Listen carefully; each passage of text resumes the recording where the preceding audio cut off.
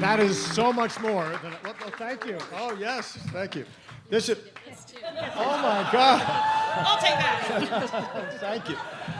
This is so much fun, and so much more fun than all of the charity and cause dinners that we all go to. I mean, we all love HRC. We all have to keep giving money to HRC, but HRC would be in the first, like 10% of their dinner by now, and it would be going on for another 17 hours, and we would all want to kill ourselves. This is so much fun.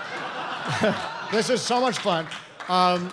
First of all, as the oldest one in the room by a good margin, I mean, number one, thank you. This is such a fun group, and I know all four of your founders. This is the Italian-American LGBT Entrepreneur Society. You've got your Spadali and your Di Pasquale, and you've got Lorenzo and Janesco, which is the Polish Italian, and I'm forgetting one, but I know him very well.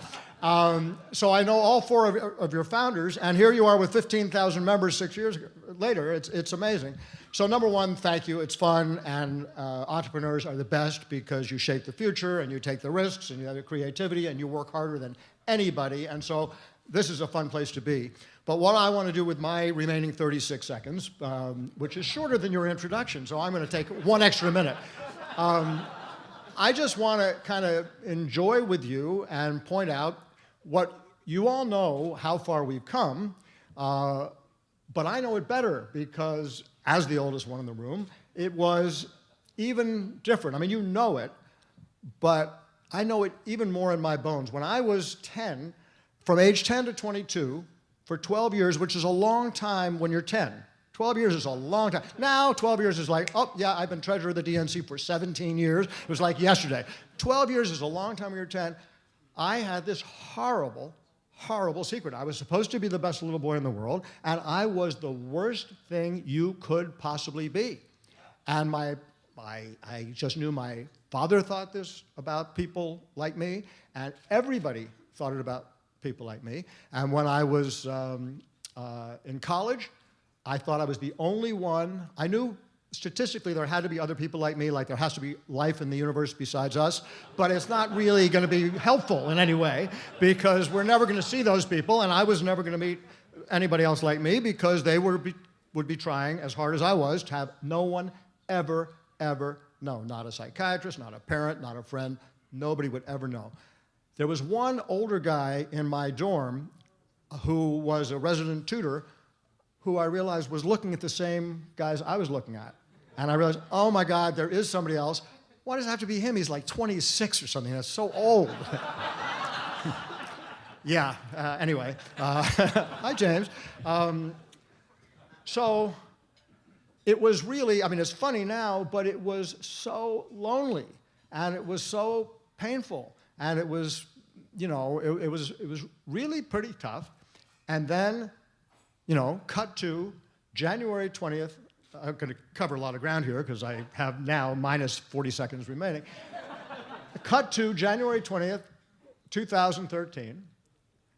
The President of the United States, in his inaugural address, the president who had given 7 annual gay pride proclamations, as President Clinton had given 8 gay pride, or actually 2, those last 2 years, 99 and 2000.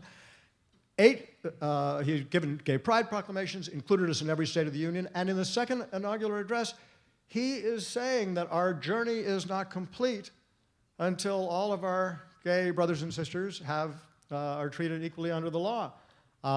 Because if we are truly created equal, he said, then surely the love that we commit to one another is equal as well. And he's saying this. He's the President of the United States. This is something that nobody could talk about. You couldn't say it. If you said it, you'd either have to kill yourself or be in, shame. It's just a horrible thing. And now the President of the United States. And after that night, my partner and I danced at the White House with a bunch of other gay and lesbian couples, straight couples, the first family, Usher. Someone had to explain to me who Usher was, but and a couple of cabinet secretaries and their wives, and a transgender couple. And a year later, I actually got to spend a little time with the vice president of China in Beijing and told him that 3 of the 9 officers of the Democratic National Committee are openly gay, and I think 10 or 12 of our 60 executive committee members, one of whom is transgender. I asked him how many officers of the Communist Party were, and all that. And I just want to say, and kind of finish with this, Shelley talks about my raising money and all that. I take some pride in being the bipartisan treasurer of the Democratic National Committee for the last 17 years.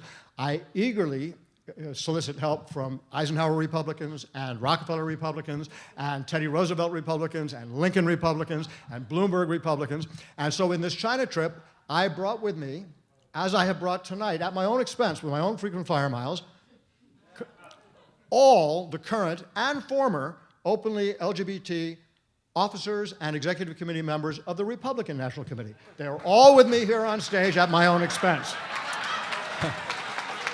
So thank you so much for this. And by the way, thank you very much for this. And by the way, that 26-year-old resident tutor in college, his name was Barney Frank. He went on to become...